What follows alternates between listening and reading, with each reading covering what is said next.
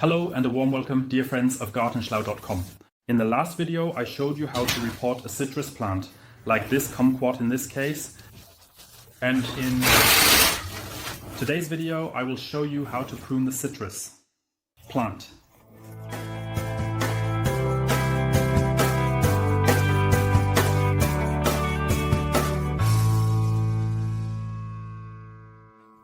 The following generally applies to citrus plants. You should not prune them too much, they really don't like that. What you can do is deal with water sprouts. These are the shoots that grow very steeply and quickly upwards. This also occurs in fruit trees like apple trees and pear trees. All sorts of other fruit trees have water sprouts. You need to remove them. The problem with water sprouts is that all the energy is channeled into the shoot, and then it is missing from the other shoots nearby. For example, the shoots where fruits should form, meaning blossoms, and then the fruits, and so that you have a good harvest. And that is not the case with this plant right now. As soon as that is the case with one of the other plants I have, I will show you that. And that's why I will now, so to speak, reconstruct the plant so that everything that is dry, that is too much, that is not so fits, cut back. In general applies to plants. If you prune a lot, it will sprout vigorously. If you prune a little, it will not sprout as vigorously. The tree may potentially sprout many side buds, which is then also fine. But the sprouting is not that large. In other words, if you hit the plant hard, it will hit back just as hard. If you caress the plant, it will caress you. So be careful with the scissors and use your head. What we have here now are, for example, dry spots, dry branches that have dried back or have suffered some other damage. It is important to cut into healthy wood and ensure for the plant that it can independently close the wound that has formed or can close it on its own. This is not the case here when it is so dry. Then it can continue to dry further and further. Because here, so to speak, there is always an open wound. And of course you want to interrupt that and let it heal anew and then grow nicely together. Regarding the cutting tool, you definitely need a sharp pair of scissors. I don't want to advertise. For these scissors, they are simply the ones I've been using for ages, ever since my studies. And they are really top-notch. So they last for years. I still have one with an old blade. This is now a new pair of scissors. But that's just by the way. What's important is a sharp tool and, of course, a disinfected tool. You can soak it in alcohol, in bioethanol. You can use Zagrotan or something like that. You can also simply take a lighter and flame the blade and the counter blade here at the bottom to ensure everything is dead. These are the methods that work the fastest. If you disinfect the tool with alcohol, it's best to have 2 pairs of scissors because it needs to stay in the alcohol for a while. If you use a lighter, 1 pair of scissors is enough, then it goes quickly. Exactly, so don't talk too much, just cut. Here, you can see when you cut into the wood, you should check that there are no brown spots. These are signs either of rot or disease, or that you haven't cut deep enough, or that the drying process is continuing. This means if there is a brown spot, feel free to cut a bit deeper. Then continue the search for the dry branches. Further, in this case, there is a branch with 2 dry spots. I will simply remove the entire branch now. It's important, when you cut and the plant is then placed outside on the terrace once it gets warmer, to make vertical cuts. Because if it rains now and moisture settles here and the wound is not completely closed yet, then, of course, something can get in again and the citrus dieback continues. Then you have to consider how you want to shape the little tree. If I remove this shoot here, then I have a sort of imbalance in the other direction. However, this shoot here is already quite damaged, as you can see from this drying out. I would say you can always prune. However, ideally it should only be done in spring, around late winter, currently in March. Last year it might have been in February, as it was a bit earlier in the year. If you are doing shaping cuts or maintenance cuts, you should ensure that the form is maintained somehow. You also need to pay attention to, then I would say, that the tree doesn't end up looking completely like a broom. That would of course be quite undesirable. That's why you should be cautious with the shape prune carefully. Here it has dried back quite a bit, but there is a green shoot here. I'll leave that for now. Here, it's still nice. Green. Here, I'll just cut back more strongly. I have more branches here. Here is another small shoot.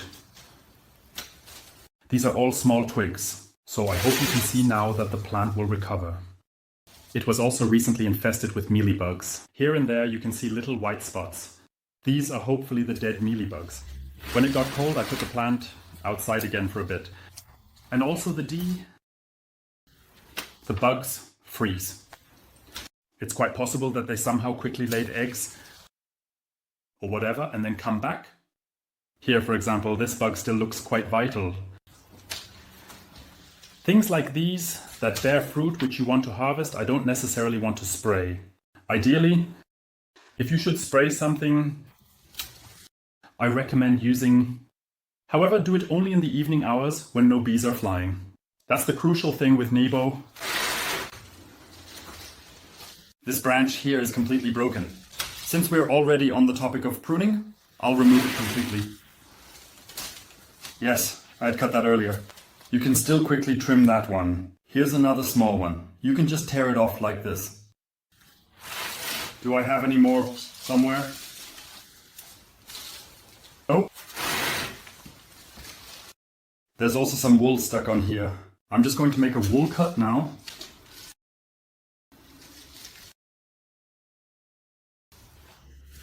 Then it's important, when you have the plant, I now have something dry here. Secondly, I've cut all the dry belly here. If you just take a few steps back and look at the plant from all sides and then decide in which direction it should grow. If you just take a look at the plant here now, it has a weight in one direction, and that's not necessarily what I want. That's why I'm going to give the whole thing a new balance. One could. Maybe it's an alternative to put a stop in and pull this branch over a bit, so that these two shoots form another crown level. It would be an option. Maybe I'll do that. I think that could be the solution. Yes, I'll do that. Piece. Come on, get the piece like that. Now you have to think about how you want to do it. This freshly dried means it is still somewhat flexible. I also don't want the trunk to become crooked again. That means I should find a spot and pull the rod slightly diagonally behind the trunk. Down. Then I find the whole thing important above that. When doing such things, don't apply too much pressure at the beginning, but rather piece by piece. Do the whole thing. And now I just need something to fix it. And I haven't prepared that. But so I have a bit of wire here. I would say the disadvantage is a wire is relatively thin. That means it shouldn't cut too deeply into the plant, because then it will do exactly what I just mentioned, cut into the wood, and we actually just want to get the whole thing into shape. That means we just make a kind of clamp out of the wire. This is just a regular tension wire for fences, metal mesh fences, and then you can secure the whole thing. And then it will gradually be shaped. Ideally, so that not too much pressure is on a single wire. If you do this in several places. You also have the advantage that this newly potted plant, which is still relatively loose, is additionally stabilized. So, I actually don't like the shoot, it's so weak. No matter, let's just let it grow. Yes, and then I would say, is the tree now roughly shaped? It will be trained a bit further. I can't do more now because it has a certain bend here. Possibly it can be tied up to a second stake later.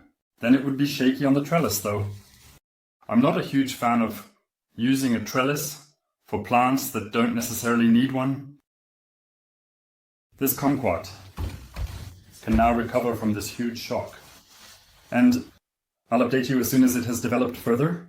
And if you have questions about the topic of pruning, further cutting off shrubs, generally of citrus or fruit trees, or, then write them down in the comments. I will definitely answer them and would say, see you next time. Goodbye. Don't forget thumbs up. Goodbye.